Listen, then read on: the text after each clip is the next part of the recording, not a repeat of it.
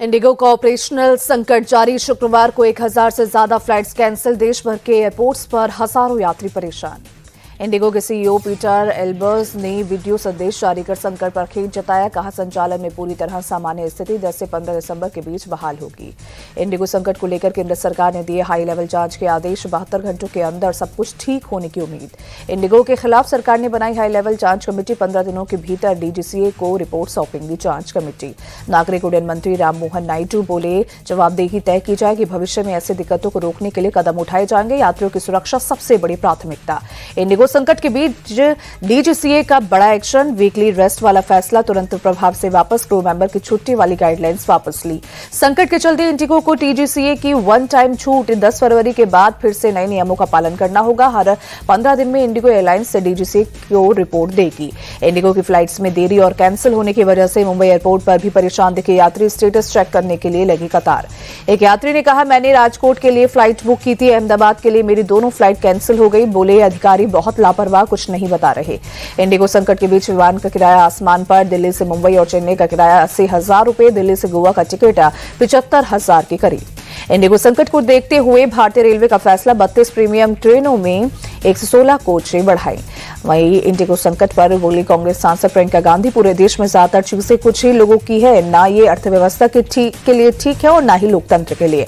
सपा सांसद डिंपल यादव बोली, इस संकट से लोग बहुत परेशान हैं। सरकार को तुरंत इसमें हस्तक्षेप कर एक्शन लेना चाहिए।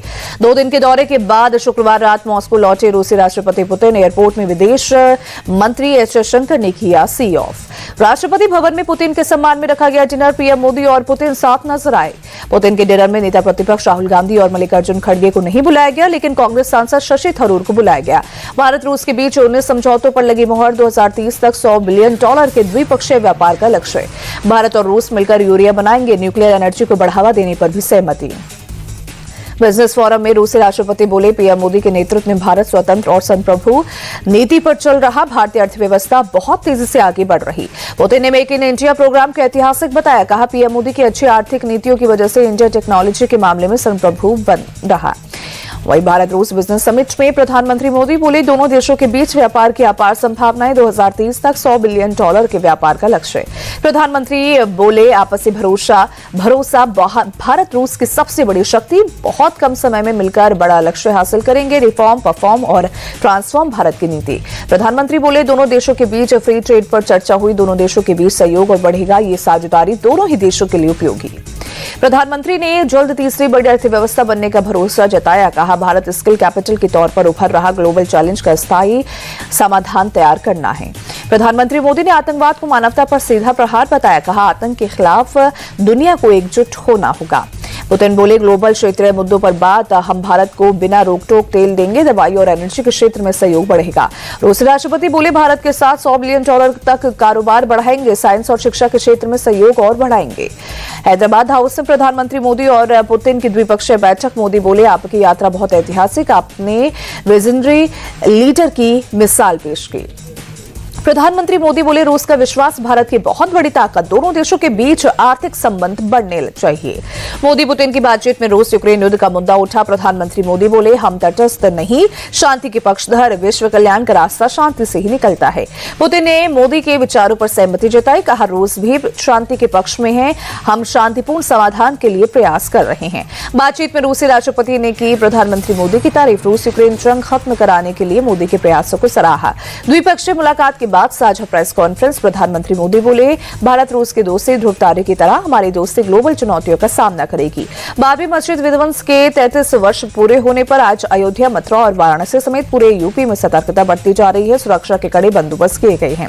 अयोध्या में बीती शाम पुलिस के जवानों ने शहर में किया पैदल मार्च। सीसीटीवी और ड्रोन के जरिए की जा रही है निगरानी। शहर में कई जगहों पर चलाया गया चेकिंग अभियान। डॉग स्क्वाड की टीम भी रही साथ। पश्चिम बंगाल के मुर्शिदाबाद में टीएमसी से निकाले गए विधायक हुमायूं कबीर बाबरी मस्जिद की नींव रखने पर अड़े। कार्यक्रम को देखते हुए सुरक्षा के कड़े इंतजाम। पश्चिम बंगाल के नॉर्थ 24 परगना के बनगांव में बीजेपी आज करेगी मेगा रैली। मधुआ समुदाय बहुल इस इलाके में सीएम ममता ने भी की थी रैली। गुजरात के जामनगर में रैली के दौरान एक शख्स ने आप विधायक गोपाल इटालिया पर जूता फेंका। समर्थकों ने पकड़कर आरोपी को जमकर पीटा। आरोपी शख्स को पिटाई के बाद पुलिस के हवाले किया गया। फिलहाल पुलिस पूछताछ में जुटी। रिकॉर्ड 10वीं बार शपथ लेने पर नीतीश कुमार को world book of records London ने दी बधाई। ऐतिहासिक उपलब्धि को अपनी वैश्विक सूची में शामिल करने की घोषणा। 5 साल में 1 करोड़ युवाओं को नौकरी और रोजगार देने की दिशा में नीतीश कुमार का बड़ा कदम। राज्य में अलग से 3 नए विभाग बनाने के निर्देश दिए। नीतीश कुमार बोले, नौकरी और रोजगार के लिए उच्च शिक्षा और स्किल डेवलपमेंट जरूरी। युवाओं को रोजगार के नए अवसर मिले, इसके लिए सरकार प्रतिबद्ध। धान खरीद की प्रक्रिया को लेकर मुख्यमंत्री की समीक्षा बैठक। नीतीश बोले, किसानों को कोई दिक्कत ना हो, धान खरीद में गड़बड़ी करने वालों पर भी नजर रखें। नीतीश कुमार के बेटे निशांत बोले, पिताजी ने पहले भी अपने वादे पूरे किए, पूरा यकीन है इस बार भी जनता के विश्वास पर खरा उतरेंगे। जेडीयू नेता संजय झा बोले, नौकरी और रोजगार का नीतीश कुमार का वादा तय समय में पूरा होगा। विपक्ष हमें अपनी तरह समझने की कोई गलती ना करे। चुनाव में करारी हार के बाद परिवार के साथ यूरोप दौरे पर निकले तेजस्वी यादव। विधानसभा का शीतकालीन सत्र बीच में ही छोड़ा।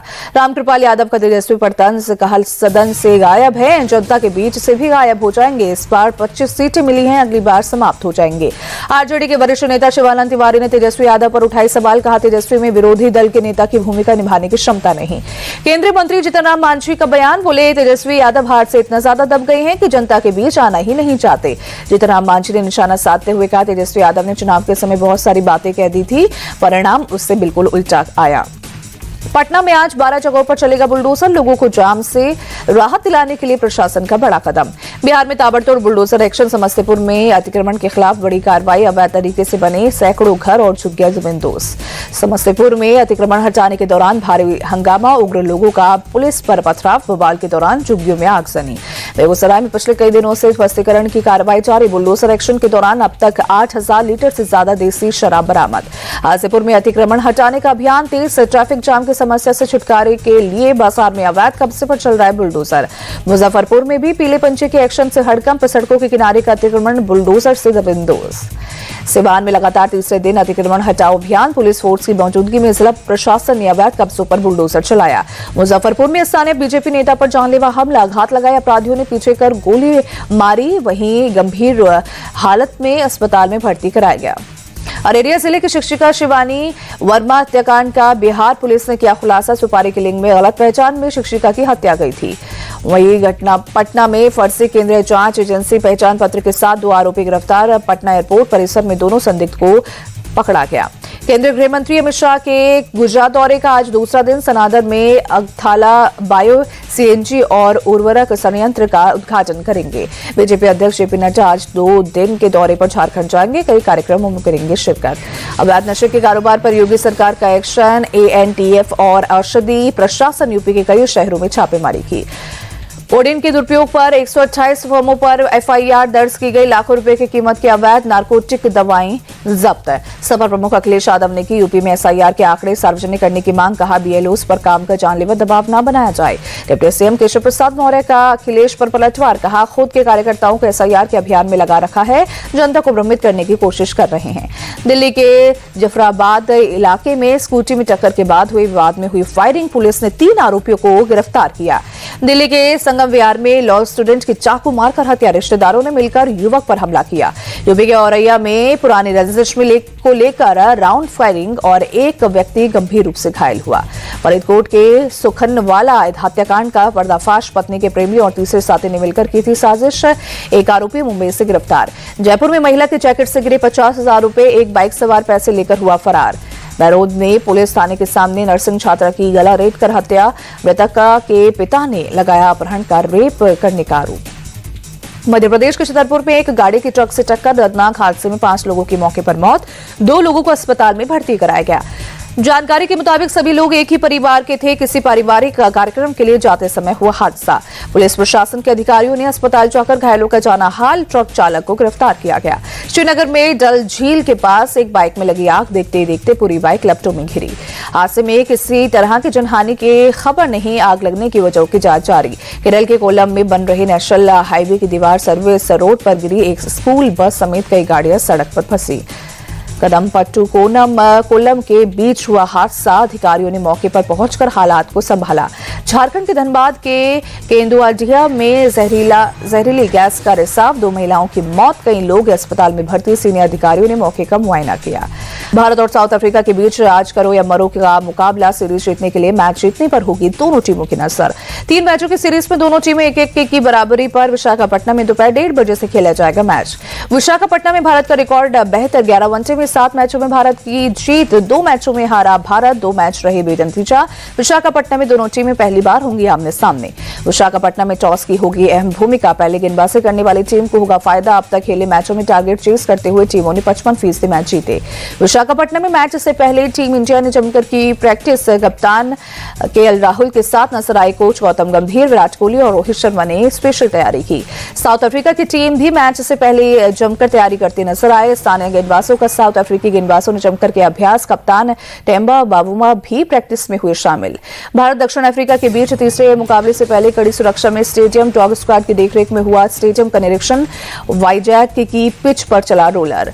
तीसरे वनडे से पहले दक्षिण अफ्रीका को लग सकता है दोहरा झटका। टोनी डी जॉर्जी और नांद्रे बर्गर के खेलने पर सस्पेंस। रायपुर वनडे के दौरान लगी थी दोनों खिलाड़ियों को चोट। वॉशिंगटन सुंदर को मिला पूर्व गेंदबाज आर अश्विन का साथ। बोले टीम में सुंदर की भूमिका को लेकर होनी चाहिए स्पष्टता। सुंदर को टीम के अंदर अपना रोल पता होना चाहिए।